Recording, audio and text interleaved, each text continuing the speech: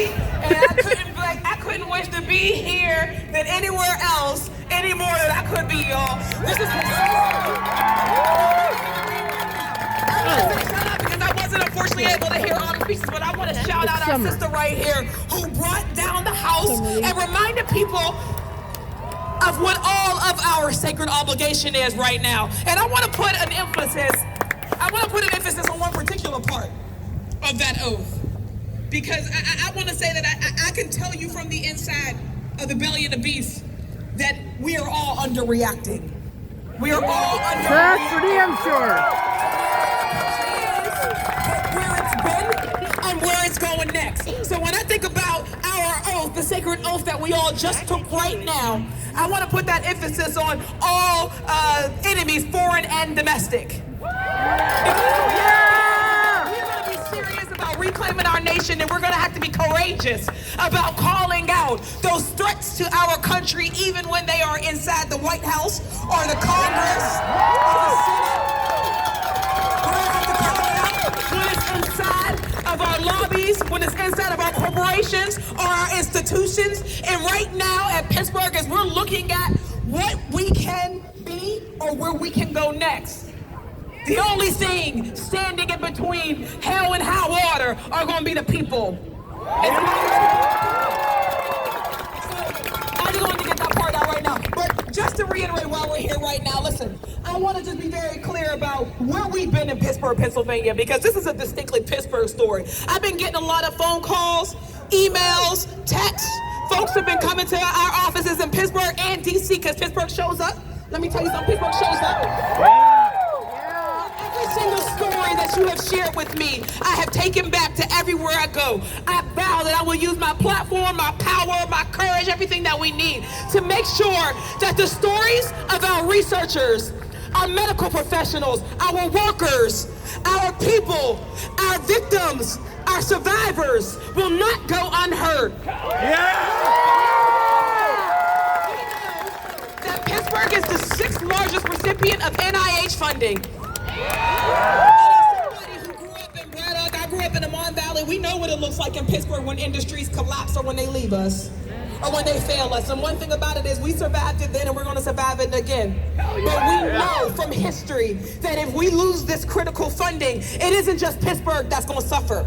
It's not our workers. It's the entire world. Here in Pittsburgh, we are curing cancer.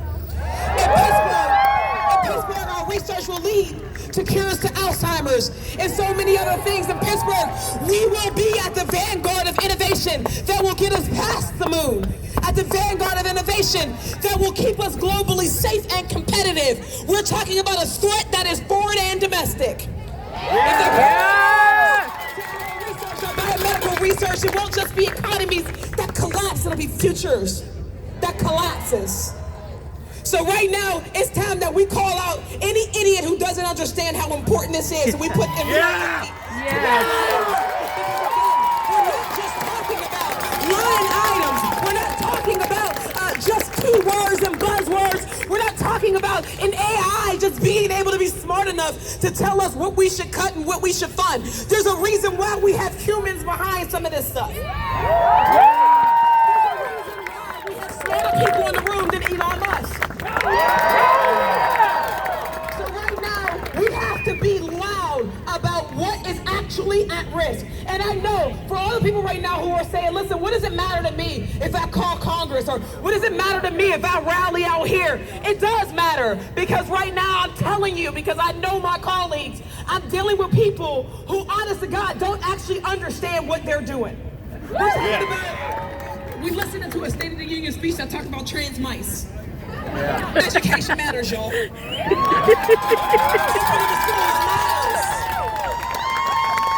one thing that we know that they did is when they did their mass firing, as they started their mass firing, they've also had to do mass rehiring.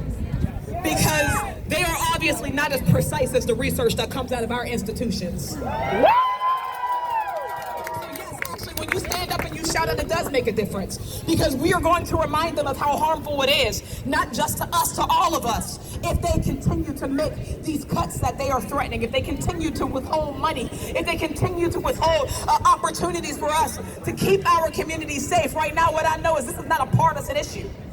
This ain't a city or an urban issue. This ain't a blue state or a red state issue.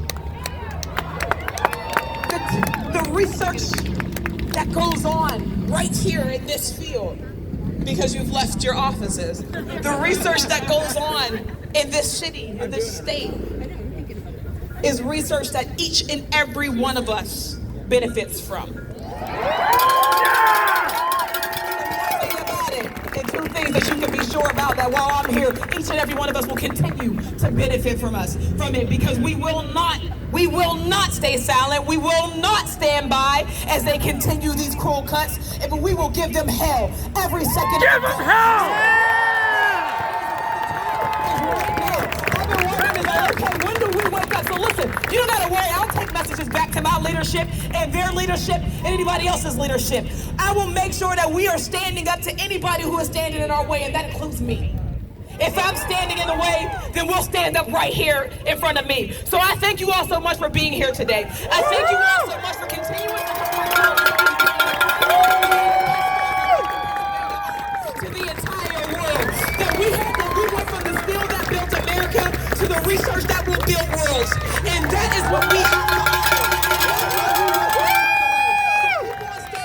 keep on sharing your stories with me, but also keep on giving me your energy, because the reason why people ask me, Summer, why do you fight and how do you fight the way that you fight, is because I come from Pittsburgh.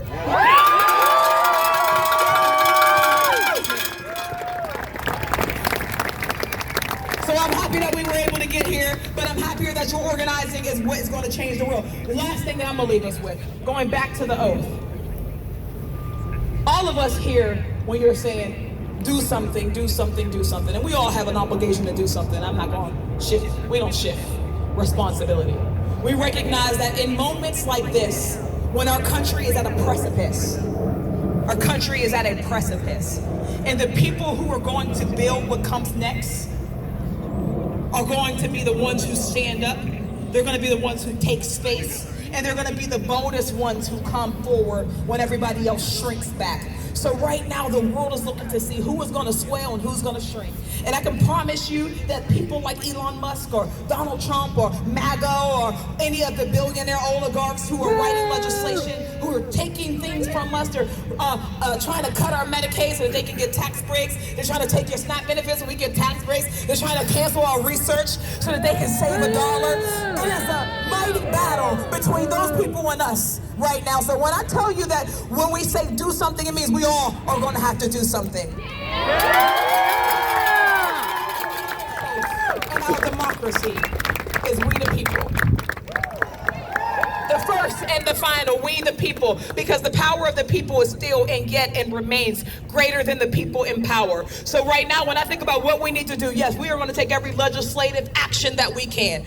We are going to have to disrupt and cause hell, whether or not we are in the majority or the minority, and yes, we are the minority. But also right now, I remember throughout history, I remember all the challenges that our people have had throughout history when our country needed to turn away from its racist past with slavery. It wasn't the government that said, it was the people. Yeah. When our government was no more a democracy for the few people who could vote than the people who could not. It was the women's suffrage and the civil rights movement who came and made us a true democracy. Was turning its back on our gay and our queer and our trans siblings and neighbors. It was the people who stood up. And just like every time throughout history, the moral arc of our country will be in the hands of our people. So when I think about what we need to do to escalate, if we're underreacting this time, then we start to overreact. We start to overreact. So we need to be in every space. We will stay and remain in the people's house. They need to see you. They need to see you when they go to look at your quarterly reports and figure out if the bottom line has bottomed out, because we will no longer support financially thieves and oligarchs to our society. They need to know. They need to know that corporations running. So if we have to protest with our labor, then we need to be willing to do it. If we have to be protesting not just with our votes in and out of election cycles, then we need to let them know that we'll do it, because we're willing to do everything that it takes to save this country. Yeah! So right now, I promise to stand on those endeavors, not from behind, but from the front. From the front. Me Too, then we all are willing to go where we gotta go. And we're willing to march on in every room that we need to do it, and I'm here to do it with you. So thank you all so much to be here. We the people will not stand down. We the people will wield and take and not fight, but keep power. And that's what this moment calls for right now. Thank you.